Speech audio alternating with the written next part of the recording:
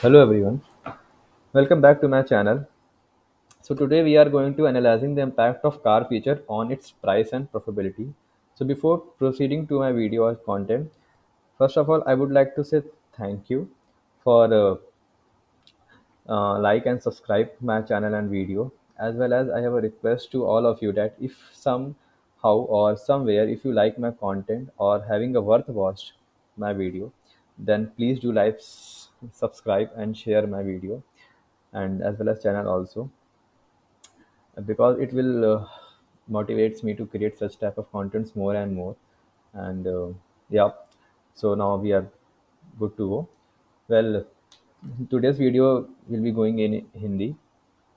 So yeah, I think it will be become more comfortable to all of you, most of them, as it is my native language. So even I am also become more comfortable to talk about on this topic. Well, सो जैसा मैंने कहा कि कुछ car features या आप कह सकते हैं कुछ सिग्निफिकेंट फीचर्स होते हैं कार के, जिससे कि उनके प्राइस और उनके प्रॉफिटेबिलिटी पे काफ़ी इम्पैक्ट पड़ता है, उस इम्पैक्ट या फिर उनके सिग्निफिकेंट फीचर्स होने से कार के। जैसे कि अगर मैं 2 वर्ड्स की बात करूँगा यहाँ पे कि सबसे ज़्यादा आ रहे हैं कि that the impact of car features on it's price and profitability. So 2 feature आए हैं यहाँ पे, प्राइस एंड प्रॉफिटेबिलिटी। तो प्राइस आपका हो गया एक कह सकते हैं कंज्यूमर पॉइंट ऑफ व्यू से रिलेटेड, और प्रॉफिटेबिलिटी की बात करें तो प्रॉफिटेबिलिटी वर्ड यहाँ पे यूज़ हो रहा है एज अ कार मैन्युफैक्चरर या कार प्रोड्यूसर के पॉइंट ऑफ व्यू से रिलेटेड। तो दोनों वर्ड ही आपस में को रिलेटेड है। अगर कोई भी कार का प्राइस बहुत ज़्यादा हो गया तो कंज्यूमर के लिए वो वर्थ नहीं होगा उस चीज़, या फिर कह सकते हो अफोर्डेबल नहीं होगा उस कार को परचेज करना। और अगर कोई कार में प्रॉफिट नहीं हो रहा है या प्रॉफिट या कह सकते हैं कि प्रॉफिट हो नहीं रहा है या लॉस में जा रहा है, तो कंज्यूमर की नॉट कंज्यूमर या उस वो फिर मैन्युफैक्चरर के लिए वर्थ नहीं होगा उस कार पे इन्वेस्ट करना। तो चलिए देखते हैं कि कुछ कार कैसे क्या सिग्निफिकेंट फीचर्स होते हैं या ट्रेंडिंग फीचर्स या डिमांडेड फीचर्स ऑफ कंज्यूमर्स जो कार में होने चाहिए, जिससे कि कार के प्राइस और प्रॉफिट पर दोनों पे इम्पैक्ट पड़े उसका, कि दोनों में आपस में एक रिलेशन बना रहे। तो as moving towards my next slide, आप देख सकते हो कि प्रोजेक्ट डिस्क्रिप्शन में वही जो मैंने बताया इन शॉर्ट, वो एज अ एक स्टोरी टाइप में वो लिखा हुआ है।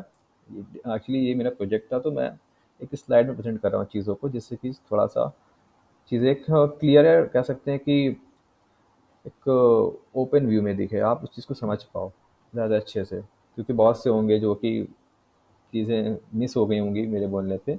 तो आप इस वीडियो में पॉज़ करके आप पढ़ के समझ सकते हो। अब मैं पढ़ूँगा तो टाइम ज़्यादा लगेगा, जो कि वीडियो की लेंथ को इंक्रीज़ कर देगा। जैसा कि वीडियो एनालिसिस जो होगा एक डेटा सेट पे होगा, car feature and basically car feature का डेटा सेट है और उसकी प्राइस उसमें मेंशन है। जो कि प्राइस यहाँ पे क्या है, जो हम प्राइस बात करेंगे कार की, वो कार की प्राइस मैन्युफैक्चरर के थ्रू सजेस्टेड होगी या मैन्युफैक्चर के से सजेस्टेड होगी, जिसको हम एमएसआरपी यहाँ पे एज अ रीड आउट कर रहे हैं। जिस कार में टोटल हम सीधा एक्सेल शीट पे चलते हैं जिस पे हमें एनालिसिस परफॉर्म किया मैंने, उसकी बात करते हैं डायरेक्ट। तो आप देख सकते हो कि मेरा ये एक्सेल शीट है, ये मेरा रॉ डेटा है, मैंने इस पे कुछ भी अभी नहीं किया है, एज इट इज़ है ये। ठीक है, तो आप इसमें रॉ डेटा में बहुत सी चीज़ें मगअप होती हैं, कह सकते हैं अनस्ट्रक्चर्ड वे में प्रेजेंट होती हैं। जैसे कि क्लटर्ड वे में कि किसी बहुत से कार का नाम या नेम मिस टाइप होता है, और बहुत से वैल्यूज़ में वैल्यूज़ प्रेजेंट नहीं होती हैं, नल वैल्यूज़ होते हैं, ब्लैंक सेल होते हैं। और मैं सिर्फ दिखाता हूँ कि आप देख पा रहे हो कार का मॉडल। अब मॉडल तो यार कार का नेम होता है, तो नेम को हम टेक्स्ट में रखते हैं, चाहे वो न्यूमरिक फॉर्म में हो या फिर वो सिंबल फॉर्म में हो या फिर वो एक अल्फ़ाबेट के फॉर्म में हो। बट आप देख पा रहे हो कि ये सारे जो मैंने सेलेक्ट किया है रेंज, ये सारे नेम्स इससे टेक्स्ट फॉर्म में है, बट यहाँ पे देख पा रहे हो कि ये 100 टू दिस 100 ये सारे न्यूमरिक फॉर्म में डेटा प्रेजेंट है। तो मैं क्या करूँगा, इसको टेक्स्ट फॉर्म में कन्वर्ट करने के लिए मैंने इसका फॉर्मेट चेंज कर देना है। जैसे कि मैंने अगर फॉर्मेट सेल पे गया और मैं इसका फॉर्मेट करके टेक्स्ट कर दिया, तो आप देख पा रहे हो कि इसका फॉर्मेट चेंज हो गया है। अब ये टेक्स्ट फॉर्म में कन्वर्ट हो गया, मतलब कि अब मुझे जो एनालिसिस करना है वो मेरे लिए और ईजी हो जाएगा एनालिसिस परफॉर्म करने के लिए इस डेटा पे। इसी तरह मैंने पूरा डेटा क्लीन किया और कुछ नल वैल्यूज़ मैं आपको दिखा दूँ, जैसे कि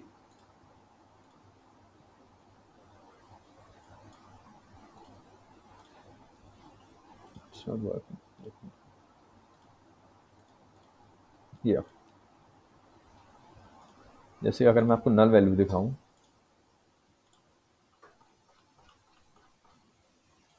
ये आप देख पा रहे हो ब्लैंक सेल। तो बहुत से इस कॉलम में ब्लैंक सेल भी प्रेजेंट है जिसमें वैल्यू प्रेजेंट है ही नहीं। तो इसको भी मैं क्लीन कर दूंगा। मैं क्या करूंगा, उस ब्लैंक या नल वैल्यू वाले पूरे रो को ही डिलीट कर दूंगा, जिससे कि डेटा मेरा और क्लीन हो जाएगा। या डेटा मतलब मेरे रोज डिलीट होंगे तो मेरा जो टोटल नंबर ऑफ रोज है वो भी कम होगा, बट इट्स नो इशू। जो मेरा परफेक्ट डेटा रहेगा मैं उसी पे एनालिसिस परफॉर्म करूंगा, जिससे कि जो मेरा प्रिडिक्शन निकलेगा वो क्लीन निकलेगा, एक्यूरेट होगा। मोस्ट एक्यूरेट बहुत नहीं होगा, बट या अप्रॉक्सीमेटली सही होना चाहिए मेरा एक्यूरेट, मेरा मेरा प्रिडिक्शन एनालिसिस मेरी सही होनी चाहिए। तो इस तरह मैंने डेटा क्लीन कर लेना, और एट लास्ट जो मेरा टोटल डेटा निकलेगा वो यहाँ पे मैं दिखाता हूँ आपको। ये मेरा पूरा डेटा क्लीन किया हुआ है, और आप यहाँ देख पा रहे हो मेरे पास जो मेरा आफ्टर क्लीनिंग जो मेरा टोटल नंबर ऑफ रोज इस डेटा सेट में आ रहे हो कितने, 11,813 है। और मैं अगर कॉलम की बात करूँ तो वो 17 है। अगर मैं इंडेक्स आउट कर दूँ तो इंडेक्स 17 कॉलम। मैंने इंडेक्स कॉलम इसलिए रखा, आप देख रहे हो यहाँ पे इंडेक्स नहीं है। इंडेक्स मैंने फाइनल डेटा सेट में रखा है क्लीन करने के बाद, क्योंकि जब भी अगर आप सॉर्टिंग करोगे या फिल्टरिंग करोगे डेटा को, आपने सेव कर दिया डेटा, तो आपका डेटा आप पता कैसे चलेगा कि सॉर्टेड ऑर्डर में है कि नहीं, जो इनिशियल फॉर्म में था। तो वो मैंने क्या कर देना है, अगर मैंने कोई डेटा को सॉर्ट कर दिया, जस्ट लाइक मैंने Z to A कर दिया। अब अगर इंडेक्स नहीं होगा तो आपको डेटा पता कैसे चलेगा कि शॉर्ट फॉर्म में, शॉर्ट ऑर्डर में है। तो आप अपने डेटा सेव करके फाइल क्लोज कर दी, फिर आपने डेटा ओपन किया तो आपका डेटा उसी लास्ट सॉर्टेड ऑर्डर में डेटा होगा जिस ऑर्डर में अपने डेटा को सॉर्ट किया था। तो आप अगर आप इंडेक्स होगा आपके पास, क्योंकि अभी पूरा सीक्वेंस फॉर्म में है, तो आप क्या करोगे, इसको स्मॉलेस्ट टू लार्ज कर दोगे, तो आपका डेटा फिर से ओरिजिनल फॉर्म में आ गया, जिस फॉर्म में डेटा आपका अवेलेबल था, एकदम बेसिक फॉर्म में। तो इसलिए आप लोग ज़रूर एट लास्ट क्लीनिंग के बाद अपना इंडेक्स कॉलम ऐड किया करो। ठीक है, तो अब बात करते हैं। ये तो मेरे हो गए डेटा क्लीनिंग की पार्ट, डेटा क्लीनिंग प्रोसेस की बात हो गई। अब बात करता हूँ, हाँ, या एट लास्ट में ये भी कहना चाहूँगा कि मैंने प्रोसेस कंप्लीट किया डेटा क्लीनिंग का, वो मैंने किया पावर क्यूरी के थ्रू, क्योंकि एक्सेल का बहुत पावरफुल फीचर है जो कि पावर बीआई में भी इंक्लूडेड है, पावर क्यूरी। तो पावर क्यूरी पे आप लोग थोड़ा सा रिसर्च करिए, उस बारे में नॉलेज लीजिए। बेसिक क्लीनिंग तो आप कर ही सकते हो इसमें भी, एक्सेल से भी, बट पावर क्यूरी से भी आप करोगे तो पावर क्यूरी से भी चीज़ें और ऑप्टिमाइज में आपको दिखेंगी और ईजियर वे में मिल जाएंगी करने को। Basically power query data cleaning के लिए बेस्ट माना जाता है। आप देख सकते हो कि आप डेटा को अपने सेलेक्ट कर लो ऐसे कंप्लीट, और डेटा पे जाके आप फ्रॉम टेबल और रेंज पे जब क्लिक करोगे तो आपका पावर क्यूरी का विंडो ओपन हो जाएगा। जैसे कि मैं आपको दिखाता हूँ, ये आपका पावर क्यूरी का विंडो ओपन हो गया। ठीक है, आपका पावर क्वेरी का विंडो ओपन हो गया। अब इसमें आपको जो भी डेटा में क्लीनिंग करने हैं आप अपने अकॉर्डिंग वो करिए। और आप जो भी डेटा को क्लीन कर, मतलब जो भी डेटा में आप प्रोसेस करते जाओगे तो यहाँ पे स्टेप बाय स्टेप ऐसे रिकॉर्ड होता जाएगा, क्योंकि नेक्स्ट टाइम के लिए वो बेसिकली सजेस्ट कर देगा कि आपको क्या क्या करना है पहले से। ठीक है, मैं बैक अपने कंटेंट में वापस आता हूँ, अपने एक्सेल फाइल पे, क्योंकि मेरा डेटा ऑलरेडी क्लीन है। ठीक, तो ये मेरा हो गया डेटा क्लीनिंग का प्रोसेस कंप्लीट। अब मैं चलता हूँ अपने एनालिसिस पार्ट में। तो सबसे पहली एनालिसिस मेरी क्या थी कि that I have to find the popularity of car model. तो मैंने यहाँ पे पॉपुलैरिटी ऑफ कार मॉडल को with the help of pivot table found किया है, और फिर मैंने उसी पिवट टेबल को एज अ चार्ट फॉर्म में कन्वर्ट कर दिया, जो कि मैंने चार्ट बनाया है कॉम्बो चार्ट, जिसमें कि column as well as line दोनों प्रेजेंट हैं। क्योंकि यहाँ पे कॉलम क्या बता रहा है, आपका पॉपुलैरिटी बता रहा है मार्केट कैटेगरी में। मार्केट कैटेगरी वो हो गया, जैसे कि कार में कई मॉडल्स होते हैं। मार्केट कैटेगरी आपका hatchback, fuel flex, diesel, crossover, hybrid, performance, luxury and more on. So सबसे ज़्यादा पॉपुलेटेड मार्केट कैटेगरी आपकी हैचबैक एंड फ्लेक्स फ्यूल है। और अगर हम बात करें तो नंबर ऑफ कार मॉडल्स की सबसे ज़्यादा कौन से कार मॉडल्स अवेलेबल हैं, तो आप देख सकते हो कि वो मार्केट कैटेगरी में सबसे ज़्यादा कार मॉडल्स अवेलेबल हैं, this one which is about crossover and flex fuel. ठीक है, तो इससे कंक्लूजन ये निकलता है, इनसाइट्स हम ये निकालते हैं कि पॉपुलर सबसे ज़्यादा आपका फ्लेक्स फ्यूल हैचबैक है। और नंबर ऑफ काउंट की बात करें सबसे ज़्यादा मार्केट कैटेगरी में flex fuel and crossover है। आप ये देख पा रहे हो, क्रॉस ओवर एंड ये फ्लेक्स फ्यूल हो गया। तो ये मेरी इनसाइट्स हो गई इस एनालिसिस से। अब बात करते हैं कार इंजन वर्सेस पावर की। So car engine versus power से आप समझ पा रहे हो कि कार का engine, cars engine power and price, basically क्या रिलेशन है कार के इंजन और उसके प्राइस से। सो जैसा कि आप समझ पा रहे हो कि जिस कार के इंजन की ज़्यादा पावर होगी उसका प्राइस भी वैसे वैसे इंक्रीज करेगा। मोर इंजन पावर मोर प्राइस, ये दोनों आपस में डायरेक्टली प्रोपोर्शनल होते हैं। तो आप यहाँ देखोगे जैसे कि यहाँ पे स्कैटर प्लॉट के थ्रू मैंने ये चार्ट क्रिएट किया है। तो मैंने ये चार्ट कैसे क्रिएट किया, मैंने क्या किया कि फाइनल डेटा सेट से ये दोनों मैंने कॉलम्स को कॉपी करके यहाँ पेस्ट कर लिया, और फिर मैंने उसी बेसिस पे ये स्कैटर प्लॉट क्रिएट कर लिया। सिंपल, कुछ नहीं किया, बस ऐसे ही किया मैंने। और फिर उसमें मैं ये चीज़ ऑब्जर्व कर रहा हूँ कि जिस कार की पावर सबसे ज़्यादा है, उस कार का प्राइस भी सबसे ज़्यादा है। आप देख पा रहे हो कि 1000 कार्स इंजन पावर में आप देख पा रहे हो कि कुछ कार्स आ रही हैं, जैसे कि जिनका एमएसआरपी मतलब प्राइस मेंशन है, और इनका क्या है कि इनकी पावर ज़्यादा है तो इनका प्राइस भी ज़्यादा है। तो इनसाइड से यही कि more higher cars engine power higher price then there. So ये हो गए इनसाइट्स इस एनालिसिस की। अब बात करते हैं हम लोग हम लोग बात करते हैं अब कि रेग्रेशन एनालिसिस की। रेग्रेशन एनालिसिस में हम लोग क्या फाइंड करना है, बेसिकली हम लोग इस एनालिसिस से बात करने वाले हैं कि ऐसे कौन से सिग्निफिकेंट कार फीचर्स हैं जो कि कार के प्राइस को डिटरमाइन करने पे काफ़ी हेल्प करेंगे। मतलब कार के प्राइस में सबसे ज़्यादा कंट्रीब्यूशन कौन से फीचर्स कर रहे हैं जिससे कि कार की प्राइस फाइंड हो जा रही है, कैलकुलेट हो जा रही है। तो यहाँ पे देख सकते हो कि यहाँ पे मैंने हाईलाइट किया है दिस 5 कार फीचर्स जो कि कार की प्राइस को कैलकुलेट करने में काफ़ी ज़्यादा कंट्रीब्यूट कर रहे हैं।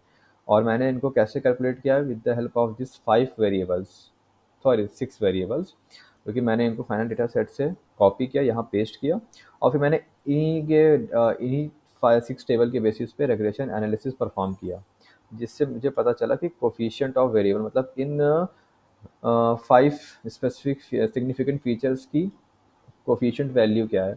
और फिर उस बेसिस से मुझे पता चलेगा कि कितना ज़्यादा ये कंट्रीब्यूट कर रहे हैं कार की प्राइस को कैलकुलेट करने में। तो बेसिकली मैंने इसको कैसे परफॉर्म किया बताता हूँ कि आप डेटा एनालिसिस टूल को आप अपने एक्सेल से इनेबल कर दो, ऐड कर लो। फिर आप यहाँ पे जाओगे, आपको ये यहाँ पे सेलेक्ट कर लेना है रेग्रेशन का ऑप्शन, देन ओके क्लिक करना है, और यहाँ पे आपको input Y range and input X range में वैल्यूज को सिलेक्ट कर लेना है। तो आप एक्स रेंज और वाई रेंज की बात करने से पहले मैं आपको एक चीज़ बता देता हूँ जो कि बहुत इंपॉर्टेंट फीचर है, बेसिकली कॉन्सेप्ट है।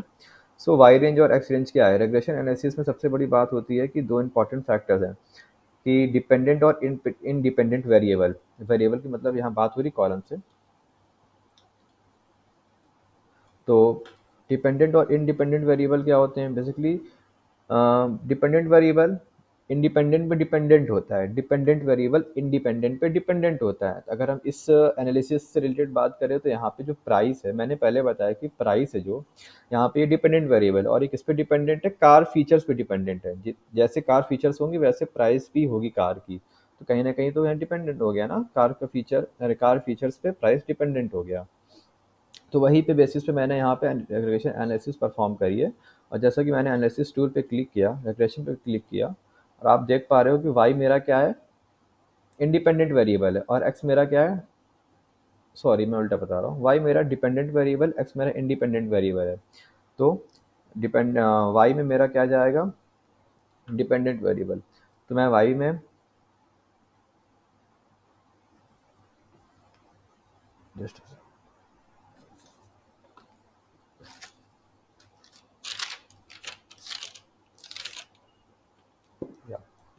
सो एज आई टोल्ड कि वाई मेरा डिपेंडेंट वेरिएबल, एक्स मेरा इंडिपेंडेंट वेरिएबल है। तो वाई डिपेंडेंट मेरा वेरिएबल है, तो मैं डिपेंडेंट पे एमएसआरपी को सेलेक्ट कर लूँगा। सेलेक्ट मैंने किया, then control shift and arrow down. ठीक, आप देख सकते हो कि मेरा जो मैंने इंसर्शन किया है वेरिएबल्स का, वो मैंने यहाँ पे ऐसे किया कि control shift and arrow down. या आपको पूरा कॉलम नहीं सेलेक्ट कर लेना कि जैसे आपने ऐसे क्लिक किया तो ये आपका पूरा कॉलम सेलेक्ट कर लेगा, जिससे कि आपका क्या होगा, एक्सेल आपका लैग कर जाएगा, स्लो हो जाएगा एक्सेल काफ़ी आपको। तो आपको पूरा कॉलम नहीं सेलेक्ट कर लेना है, सिर्फ उतने कॉलम सेलेक्ट करने हैं जितने के आपको एनालिसिस परफॉर्म करनी है, उतने ही डेटा को सेलेक्ट कर लेना है। ठीक है, control shift and arrow down.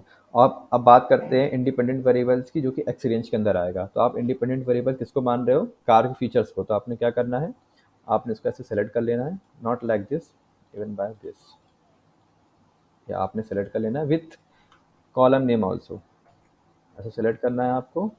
ये मैंने एक्स पे कर, वाई पे कर दिया, बट आपको एक्स पे करना है ये चीज़। देन आपको फिर एट लास्ट क्या करना है, लेबल पे क्लिक कर लेना है। लेबल्स में आपका कार फीचर्स के नेम भी आ जाएंगे। फिर आपको आउटपुट रेंज में जहाँ पे भी आपको एनालिसिस परफॉर्म करनी है, यहाँ पे आपने सेलेक्ट कर लिया, तो आपका ये जो चार्ट बन के आ रहा है वहाँ पे रिप्रेजेंट हो जाएगा। सो जैसे कि आप देख पा रहे हो, एंड इस टास्क का मेन यही, इस एनालिसिस का यही मेन आपका टास्क था कि आपको इस कोफिशिएंट वैल्यू को बार चार्ट में रिप्रेजेंट करना, जो कि मैंने यहाँ पे किया है, जिससे कि मुझे सीधे सीधे इनसाइट्स मिल रही हैं कि 5 सिग्निफिकेंट कार फीचर्स है जिसकी वजह से कार की प्राइस हम कैलकुलेट कर पा रहे हैं, और वो आपके सामने है। सो इसी तरह आपका ये एनालिसिस कंप्लीट होता है। अब मैं चलता हूँ नेक्स्ट एनालिसिस पे, जो कि क्या है, average price of car across different manufacturers, जो कि मैंने ईजिली, आप ये पिवट टेबल के थ्रू परफॉर्म कर सकते हो। तो आपको पिवट टेबल के थ्रू मैंने ये चार्ट बेसिकली ग्राफ क्रिएट किया है, बार चार्ट। और पिवट टेबल आपने देखा, मैंने मेक एंड एमएसआरपी को सेलेक्ट किया, make in row and values in value sorry MSRP in value section, जो कि मैंने एमएसआरपी का एवरेज कैलकुलेट किया है, क्योंकि एवरेज एक मीन वैल्यू है जो कि एक पूरे पूरे लो टू हाई के बीच का जो एक रिलेशन होता है उसको रिप्रेजेंट करता है, मीन या एवरेज। तो मैंने एवरेज को यूज़ किया एज अ कह सकते हैं कि फील्ड वैल्यू सेटिंग और can say operation, arithmetic operation kind of. तो आप देख पा रहे हो कि बुगाटी एक ऐसी कार ब्रांड है जिसका एवरेज प्राइस सबसे ज़्यादा है।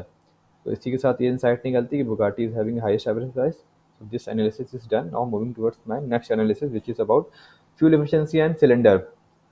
तो आप फ्यूल एफिशिएंसी की बात करते हो, तो फ्यूल एफिशिएंसी और नंबर ऑफ सिलेंडर्स की बात करें, तो आप क्या समझते हो फ्यूल एफिशिएंसी और सिलेंडर के बीच में जो रिलेशन उसकी बात करते हैं, कोरिलेशन बेसिकली। और बेसिकली कोरिलेशन मैंने ऑलरेडी एक वीडियो में बता दिया अपने प्रीवियस वीडियो में कि क्या रिलेशन होता है। कोरिलेशन जैसे बात करें तो कोरिलेशन बेसिकली क्या बताता है कि एक स्ट्रॉन्गेस्ट रिलेशनशिप बताता है between two variables, may be different variable, more than two variables also were there, but basically कम मिनिमम टू वेरिएबल्स के बीच में या उससे ज़्यादा वेरिएबल्स में जो एक रिलेशनशिप होती है उसके बारे में उसके बारे में वो डिपिक्ट करता है एक न्यूमेरिकल वैल्यू के थ्रू। तो कोरिलेशन को कैलकुलेट करने के लिए हम कोरल फंक्शन का यूज़ करते हैं, जिससे हमारा कोरिलेशन हमें कैलकुलेट होकर मिल जाता है एक्सेल पे, जिसको मैनुअली कुछ नहीं करना पड़ता बाय हैंड। सो मैंने यहाँ पे 2 कॉलम्स को पिक किया, engine cylinders and highway MPG, जो कि हाईवे माइल्स पर गैलन। मतलब बेसिकली अगर मैं इसको नॉर्मल वे में बात करूँ, नॉर्मल लैंग्वेज में, तो हाईवे माइल्स पर गैलन क्या है कि हाईवे पे कार का क्या माइलेज होगा, और city mega miles per gallon की बात करूँ तो सिटी में उस कार का क्या माइलेज होगा, सिटी माइल्स पर गैलन भी। मतलब फाइनल चार्ट में डेटा सेट में 2 कॉलम है, हाईवे माइल्स पर गैलन और सिटी माइल्स पर गैलन। तो मैंने हाईवे पिक किया है। हाईवे पिक करने का मेरा एक लॉजिक बेसिकली अजम्पशन क्या है कि कार का हाईवे पे जो माइलेज होता है वो ज़्यादा होता है एज़ कम्पेयर्ड इन सिटी। सो मैं हाईवे को लेके चल रहा हूँ। अब मैं दोनों को लेके इसलिए नहीं रहा एनालिसिस परफॉर्म कर रहा हूँ क्योंकि कहीं ना कहीं कन्फ्यूजन क्रिएट हो जाएगा, तो मैं हाईवे को प्रेफर कर रहा हूँ। बट आपको जो सही लगे आप अपने अकॉर्डिंग दोनों को में किसी एक को चूज़ कर सकते हो अपने एनालिसिस में। तो आप देख पा रहे हो कि मैंने इंजन सिलेंडर और हाईवे एमपीजी को यहाँ पे एज अ अपने ग्राफ में प्लॉट किया, और आप पे रिलेशन दिख रहा है कि मेरा ग्राफ डाउन जा रहा है। डाउन जा रहा है मीन्स कि अगर मेरे कार में कार के इंजन में सिलेंडर्स ज़्यादा होंगे तो मेरा माइलेज कम होगा, क्योंकि कार में सिलेंडर होने का मतलब क्या है कि कार में ज़्यादा फ्यूल कंजम्पशन होगा, ज़्यादा स्पीड होगी, ज़्यादा पावर होगी। सो इस वजह से कार का माइलेज भी कम होगा, फ्यूल कंजम्पशन कम होगा तो माइलेज कम होगा, जिससे कि वो फ्यूल ज़्यादा लेगी और तो उसकी प्राइस भी बढ़ेगी कार की साथ ही साथ।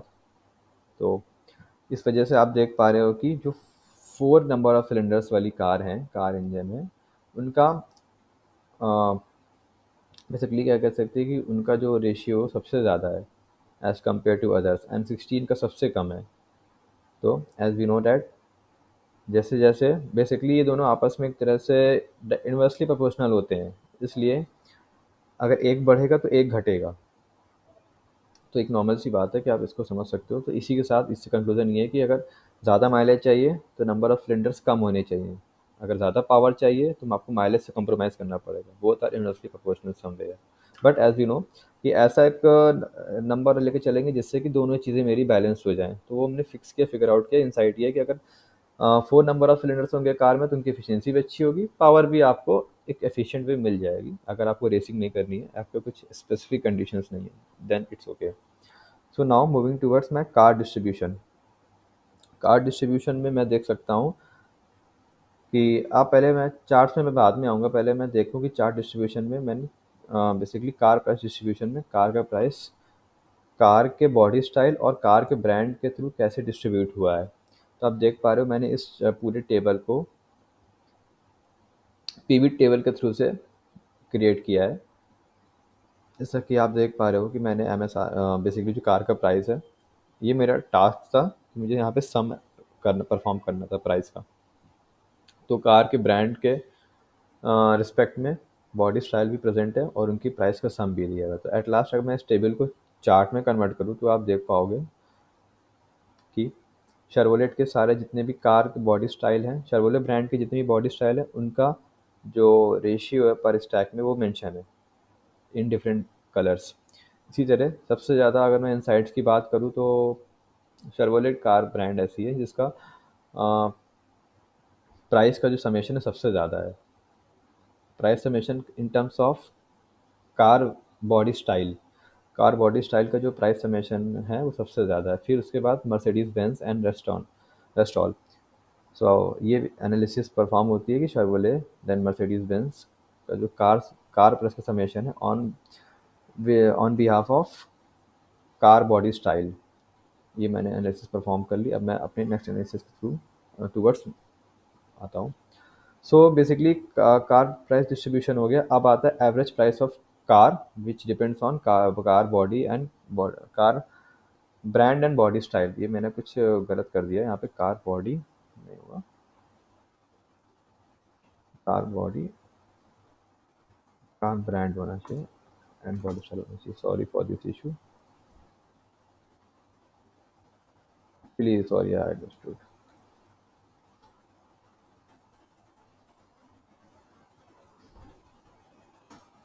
क्या average price of car with respect to its brand and style. तो जैसा कि अब मैंने इस प्रीवियस स्लाइड में कार डिस्ट्रीब्यूशन में समेशन किया था, मैंने बस यहाँ पे एवरेज कैलकुलेट कर लिया है of car price respect to its brand and style. मैंने उनका ग्राफ क्रिएट किया जो कि एक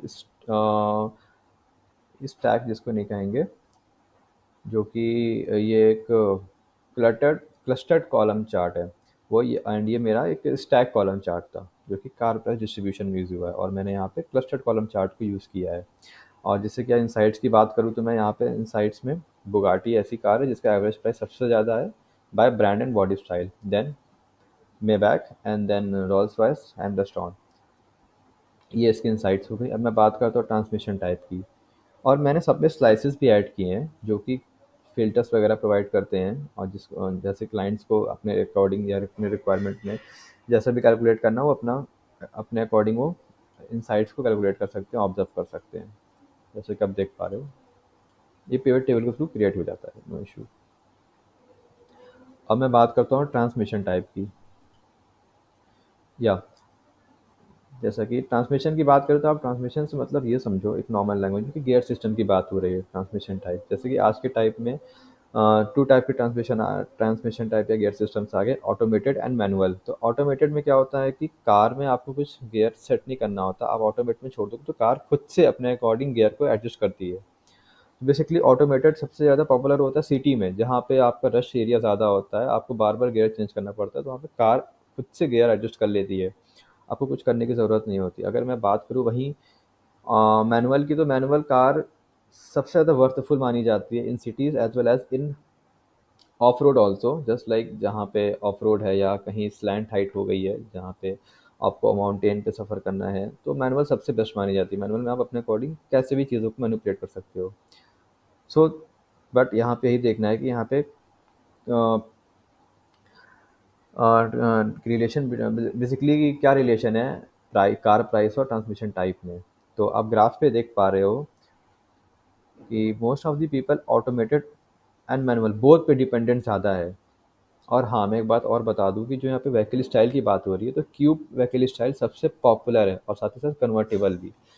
तो आप देख पा रहे होगे मैं यहाँ पे अगर इसको ऐसे मार्क कर रहा हूँ तो ऑटोमेटेड मैनुअल इन क्यूब व्हीकल स्टाइल सबसे ज़्यादा पॉपुलर भी है, जिसकी सबसे ज़्यादा कह सकते हैं कि फेवरेट है लोगों की और डिमांडेड भी है, जिसका प्राइस भी ज़्यादा है। यू आपको तो इट्स नॉर्मल बिकॉज इसमें दोनों फीचर हैं, ऑटोमेटेड एंड मैनुअल। बट या if I take down this then आप देख पा रहे होगे कि बहुत सी कार में ऑटोमेटिक प्रेफर भी लोग कर रहे हैं। बट मेजॉरिटी क्या है कि ऑटोमेटेड मैनुअल की है इन क्यूब एंड कन्वर्टेबल मॉडल। ये इनसाइट्स है। वैसे इनसाइट्स में मैं फिर से रिपीट करता हूँ कि इस एनालिसिस से इनसाइट्स क्या निकालते हैं, relationship between MSRP means price of car and transmission type means gear system. तो इनसाइट्स ये है कि जिस कार में ऑटोमेटेड मैनुअल दोनों हैं और वो मॉडल क्या होना, व्हीकल स्टाइल क्या होनी चाहिए उस कार की, कन्वर्टेबल और cube, then it's a most favourable car. और जो कि ये प्राइस में कार के काफ़ी ज़्यादा कंट्रीब्यूशन प्ले कर रही है और कह सकते हैं कंट्रीब्यूशन कर रही है।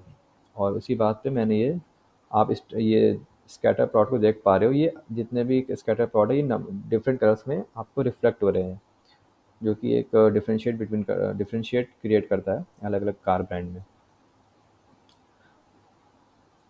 कार ब्रांड नहीं, मैं बात कर रहा हूँ basically vehicle style, different vehicle style.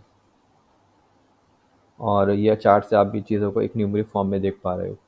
Basically मैंने क्या किया है कि पहले मैंने ये चार्ट क्रिएट किया, और हाँ एक बात और, स्कैटर प्लॉट और बबल चार्ट पिवट टेबल से क्रिएट नहीं होते, तो मैंने इनको मैनुअली क्रिएट किया है। तो मैंने क्या किया, पहले इनको फाइनल डेटा सेट से कॉपी करके यहाँ पेस्ट कर दिया और ऐसे मैंने चार्ट बना दिया। ठीक। एंड देन फिर मैंने पिवट टेबल से ये चार्ट कैलकुलेट कर लिया, जो कि एवरेज के बेसिस पे है, एवरेज ऑफ एमएसआरपी। सो इस तरह ये मेरी एनालिसिस कंप्लीट होती है। अब मैं बात करता हूँ फ्यूल एफिशिएंसी ओवर टाइम। तो ये बेसिकली नॉर्मल सी थिंग है कि मतलब कि माइलेज क्या है, फ्यूल एफिशिएंसी कितनी कार की day by day, fuel efficiency over time. तो ये बेसिकली नॉर्मल सी थिंग है कि मतलब कि माइलेज क्या है, फ्यूल एफिशिएंसी कितनी कार की डे बाय डे इंप्रूव हो रही है। तो आप देख पा रहे हो year by year efficiency improve हो रही है। मैंने पिवट टेबल से इस चार्ट को क्रिएट किया, तो ये आप पिवट टेबल में देख पा रहे हो कि ईयर के अंदर मैं क्लिक करता हूँ तो सारे उसके व्हीकल मॉडल्स, कह सकते हैं बॉडी स्टाइल दिख रही है, व्हीकल स्टाइल क्या है। एंड इसलिए मैंने इनको हाइड कर दिया, क्योंकि मेरा चार्ट बहुत ज़्यादा मेसी लगने लग रहा है। इसको अगर मैं इसके व्हीकल स्टाइल को भी एक्सट्रैक्ट कर देता हूँ, तो अगर मैं सारे के ऐसे एक्सट्रैक्ट कर दूंगा तो मेरा चार्ट बहुत मेसी हो जाएगा, जो कि अ, अच्छी बात नहीं है। अगर आपको इंसाइट्स इससे डिसीजन एक्सट्रैक्ट करने हैं तो आपको पर्टिकुलर जिस ईयर का डेटा चाहिए इन डेप्थ, आप उस पर क्लिक करके आप डेटा उसका ब्रॉड वे में एनालाइज कर सकते हो। तो आप देख पा रहे हो ईयर बाय ईयर मेरा डेटा, जो basically fuel efficiency over time है वो इंक्रीज कर रही है। Just like in 1990 fuel efficiency around 23 and in 2017 it is around 28, so it's a huge impact, and आप trend line को भी देख पा रहे हो, it's in increasing order, so it's a good thing. So this analysis is done. अब हम बात करते हैं अगले एनालिसिस पे, जो कि relationship between engine horse power, miles per gallon and price of car. Basically इसी तीनों पे हम मोस्ट, बेसिकली प्राइस की बात हम हर रिलेशन में कर रहे हैं और इसी की सबसे ज़्यादा बात होनी भी चाहिए। सो आप देख पा रहे हो यहाँ पे बबल चार्ट, जो कि बबल चार्ट मैंने क्रिएट किया एक नॉर्मल, नॉर्मल नहीं कह सकता हूँ, मैंने पिवट टेबल से पहले इस फोर ऑफ वेरिएबल्स का क्या किया, पिवट टेबल का यूज़ करके मैंने ये टेबल क्रिएट किया।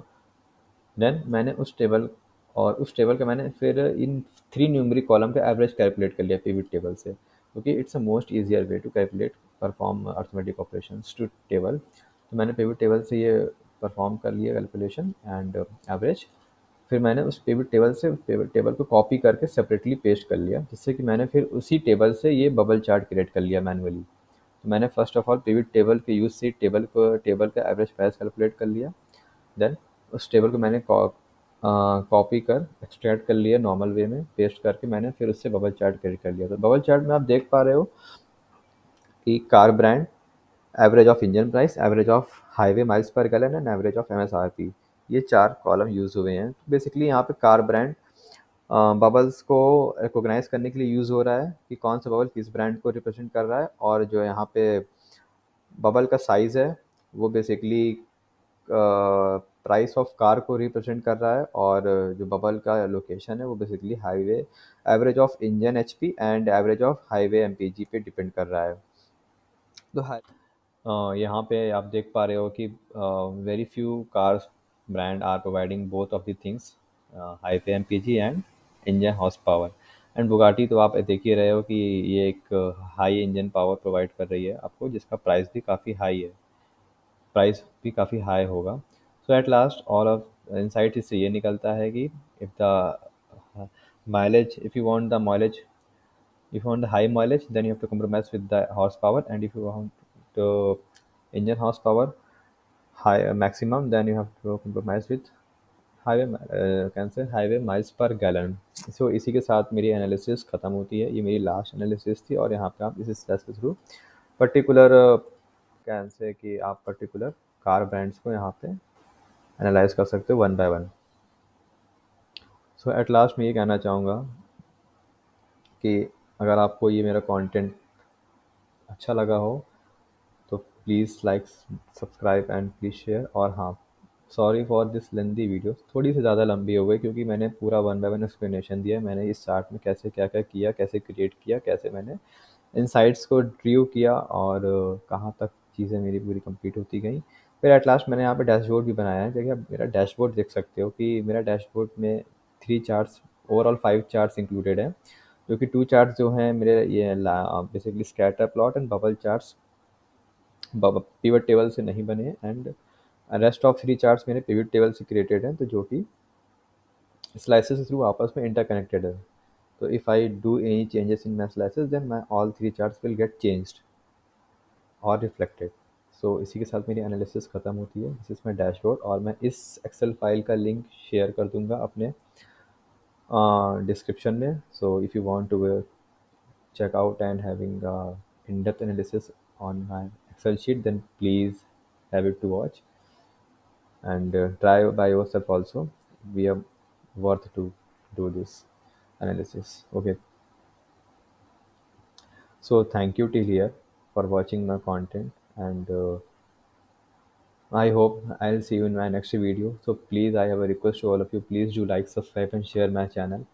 And I will come in. I will come in with you all with my next video as soon as possible. So till here, take care. Bye bye. Keep learning.